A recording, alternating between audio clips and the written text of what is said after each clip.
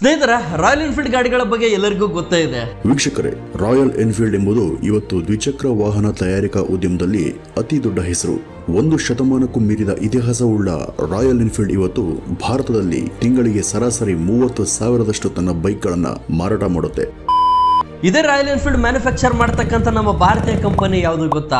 ಈ ಒಂದು ಕಂಪನಿಗೆ ನೀವೇನಾದರೂ 2010ರಲ್ಲಿ ಕೇವಲ 10 ಲಕ್ಷನ ಇನ್ವೆಸ್ಟ್ಮೆಂಟ್ ಮಾಡಿದ್ರೆ ಇವತ್ತು ನಿಮ್ಮ ಬಳಿ ಬರೋಬ್ಬರಿ 11 ಕೋಟಿ ಇರ್ತಾ ಇತ್ತು ಅಂತ ಹೇಳ್ಬೋದು. ಅರೆ ಅದ್ಯಾವ ಕಂಪನಿ ಅಂತ ಹೇಳ್ತೀರಾ? ಅದನ್ನ ಹೇಳ್ತೀನಿ. ನೀವೇನಾದ್ರೂ ನನ್ನ ಚಾನಲ್ ಸಬ್ಸ್ಕ್ರೈಬ್ ಮಾಡ್ಕೊಂಡಿಲ್ಲ ಅಂದ್ರೆ ಕೂಡಲೇ ಸಬ್ಸ್ಕ್ರೈಬ್ ಮಾಡ್ಕೊಳ್ಳಿ. ನಾವು ಇದೇ ರೀತಿ ಶೇರ್ ಮಾರ್ಕೆಟ್, ಕ್ರಿಪ್ಟೋಗಳ ಮಾರ್ಕೆಟ್ಗಳ ಬಗ್ಗೆ ನಿಮಗೆ ವಿಡಿಯೋಗಳನ್ನ ಮಾಡ್ತಾ ಇರ್ತೀವಿ. ಇದನ್ನ ನೋಡಿ ನಿಮ್ಮ ನಾಲೆಡ್ಜನ್ನ ಇಂಪ್ರೂವ್ಮೆಂಟ್ ಮಾಡ್ಕೊಳ್ಬಹುದು.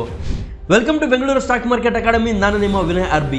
ನಾನಿವತ್ತು ಮಾತನಾಡ್ತಿರ್ತಕ್ಕಂಥ ಒಂದು ಕಂಪನಿಯ ನೇಮು ಏಷರ್ ಮೋಟರ್ಸ್ ಅಂತ ಹೇಳಿ. ಈ ಒಂದು ಕಂಪನಿ ರಾಯಲ್ ಎನ್ಫೀಲ್ಡ್ ಗಾಡಿಗಳ ಮ್ಯಾನುಫ್ಯಾಕ್ಚರ್ ಮಾಡೋಕೆ ಅಂತಾನೆ ಹೇಳ್ಬೋದು. ನೀವು ಏನು ನೋಡ್ತಾ ಇದ್ರೆ ಹಿಮಾಲಯನ್ ಆಗಿರ್ಬೋದು, ಕ್ಲಾಸಿಕ್ 350 ಆಗಿರ್ಬೋದು. ಸೊ ಈ ರಾಯಲ್ ಎನ್ಫೀಲ್ಡ್ ಸೆಗ್ಮೆಂಟ್ನಲ್ಲಿ ಬರ್ತಕ್ಕಂಥ ಎಲ್ಲ ಗಾಡಿಗಳನ್ನ ಮ್ಯಾನುಫ್ಯಾಕ್ಚರ್ ಮಾಡ್ತಕ್ಕಂಥದ್ದು ಇದೇ ಕಂಪನಿ ಅಂತ ಹೇಳ್ಬೋದು. ಈ ಒಂದು ಕಂಪನಿ ಈ ಒಂದು ರಾಯಲ್ ಎನ್ಫೀಲ್ಡ್ ಗಾಡಿಗಳನ್ನ ಮಾತ್ರ ಮ್ಯಾನುಫ್ಯಾಕ್ಚರ್ ಮಾಡೋದಲ್ಲದೆ ಈ ಟ್ರಕ್ಗಳನ್ನಾಗಿರ್ಬೋದು, ಹಾಗೆಯೇ ಕಮರ್ಷಿಯಲ್ ವೆಹಿಕಲ್ಗಳು ಅಂದರೆ ಚಿಕ್ಕ ಚಿಕ್ಕ ಆಟೋಗಳನ್ನ, ಲಗೇಜ್ ಆಟೋಗಳನ್ನ ನೀವು ನೋಡಿರ್ತೀರ. ಓಕೆ, ಅವುಗಳನ್ನ ಕೂಡ ಮ್ಯಾನುಫ್ಯಾಕ್ಚರ್ ಮಾಡ್ತಕ್ಕಂಥ ಕಂಪನಿ ಇದೆ ಏಷರ್ ಮೋಟರ್ಸ್ ಕಂಪನಿ ಅಂತ ಹೇಳ್ಬೋದು.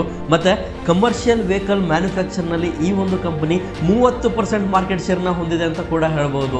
ಸೊ ಈ ಒಂದು ಕಂಪನಿ ಫಂಡಮೆಂಟಲಿ ಸ್ವಲ್ಪ ಸ್ಟ್ರಾಂಗ್ ಆಗೇ ಇದ್ದು, ಸೊ ಇನ್ವೆಸ್ಟ್ಮೆಂಟ್ ಮಾಡೋದಾದ್ರೆ ನೋಡಿ, ಇದು ಯಾವುದೇ ರೀತಿಯ ಬೈ ಅಂಡ್ ಸೆಲ್ ರೆಕಮೆಂಡೇಶನ್ ಇಲ್ಲ ಆಗಿರೋದಿಲ್ಲ. ಇದು ಜಸ್ಟ್ ಒಂದು ಎಜುಕೇಶನ್ ಪರ್ಪಸ್ಗೆ ಆಗಿರುತ್ತೆ.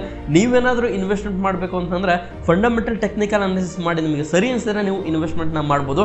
ಬಟ್ ಈ ಒಂದು ಕಂಪನಿಯ ಒಂದು ಬಿಸ್ನೆಸ್ ಮಾಡೆಲ್ನ ನಿಮ್ಮ ಜೊತೆ ಶೇರ್ ಮಾಡ್ಕೊಳ್ತಾ ಇದ್ದೀನಿ. ಇದು ಯಾವ ರೀತಿ ವರ್ಕ್ ಆಗುತ್ತೆ, ಯಾವ ರೀತಿಯ ಗಾಡಿಗಳನ್ನ ಇದು ಮ್ಯಾನುಫ್ಯಾಕ್ಚರ್ ಮಾಡುತ್ತೆ ಅನ್ನೋದನ್ನ ನಿಮ್ಮ ಜೊತೆ ಶೇರ್ ಮಾಡ್ಕೊಳ್ತಾ ಇದ್ದೀನಿ. ಇದರ ಮೇಲೆ ನೀವು ಅದರ ಮೇಲೆ ರಿಸರ್ಚ್ ಮಾಡಿ ನಿಮಗೆ ಸರಿ ಅನಿಸಿದ್ರೆ ನೀವು ಇನ್ವೆಸ್ಟ್ಮೆಂಟ್ನ ಮಾಡ್ಬೋದು. ಸೊ ಇದೇ ರೀತಿ ಶೇರ್ಗಳ ಬಗ್ಗೆ ಇನ್ಫಾರ್ಮೇಷನ್ ಬೇಕು, ಯಾವ ಕಂಪನಿಗಳು ಏನೇನು ಕೆಲಸ ಮಾಡುತ್ತೆ ಅನ್ನೋದು ನಿಮಗೆ ಗೊತ್ತಾಗಬೇಕು